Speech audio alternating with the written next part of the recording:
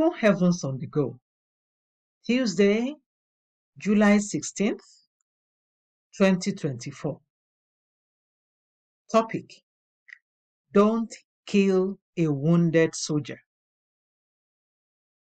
Memory verse: Galatians 6:1. Brethren, if a man be overtaken in a fault, ye which are spiritual, restore such an one in the spirit of meekness, considering thyself, lest thou also be tempted. Bible reading: John 8:1-11. Jesus went unto the Mount of Olives, and early in the morning he came again into the temple, and all the people came unto him. And he sat down and taught them. And the scribes and Pharisees brought unto him a woman taken in adultery. And when they had set her in the midst, they say unto him, Master, this woman was taken in adultery in the very act. Now, Moses in the law commanded us that such should be stoned. But what sayest thou? This they said, tempting him, that they might have to accuse him. But Jesus stooped down, and with his finger wrote on the ground, as though he had them not. So when they continued asking him, he lifted up himself and said unto them, He that is without sin among you, let him first cast a stone at her. And again he stooped down and wrote on the ground. And they which heard it, being convicted by their own conscience, went out one by one, beginning at the eldest, even unto the last. And Jesus was left alone, and the woman standing in the midst. When Jesus had lifted up himself, and saw none but the woman, he said unto her, Woman, where are those thine accusers? Hath no man condemned thee? She said, No man, Lord. And Jesus said unto her, Neither do I condemn thee. Go and sin no more.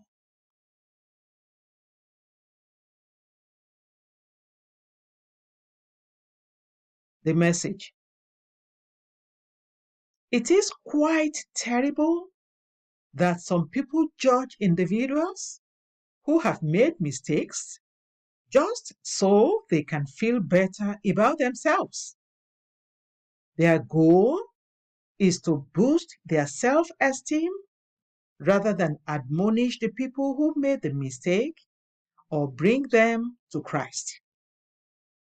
The people who were tempted to stone the adulterous woman in John 8:1-11 were just like this. They did not expect that Jesus would put the searchlight of righteousness on them. He humiliated them as they planned to humiliate her. When we correct someone just to show how righteous we are attacking their self-esteem, adding to the weight of guilt they already bear, and making it more difficult for them to come to Christ. God turns against people who condemn others to prove that they are righteous. When Jesus sees a fallen soldier in his army, he wants to help the fellow up. If he discovers that other soldiers are throwing stones at the fellow to kill him or her completely, he turns against those soldiers to defend the one who is wounded. It is unfortunate that many Christians use their superiority complex to hand their own brothers and sisters over to the devil. For example, who is a young Christian girl supposed to turn to if she becomes pregnant out of wedlock? Fellow believers or unbelievers? In most cases, her church members might call her a prostitute and make her feel unwanted, while unbelievers may show her care and understanding. When soldiers are wounded, they need people to help them dress their wounds so they can stand up again. If the people they get help from are from the enemy's camp, they may never return to their own camp again. This is why many backsliders keep going deeper into sin.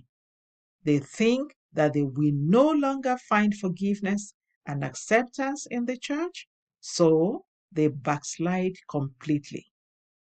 The Holy Spirit is still drawing them toward the church, but they are reluctant to go back out of the fear of being condemned by the people who should show love to them the most. Beloved, if a fellow believer falls, don't condemn the person. Don't turn such a person into an object of gossip. Rather, get other Christians together to pray and follow up on the fellow until he or she comes back to God. This was the testimony about Job in Job 4:3-4. Behold, thou hast instructed many, and thou hast strengthened the weak hands.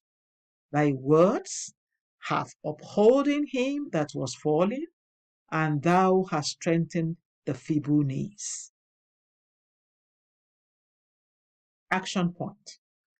Show love to any believer you know that may require encouragement by calling or sending a message to say you will always be there for him or her.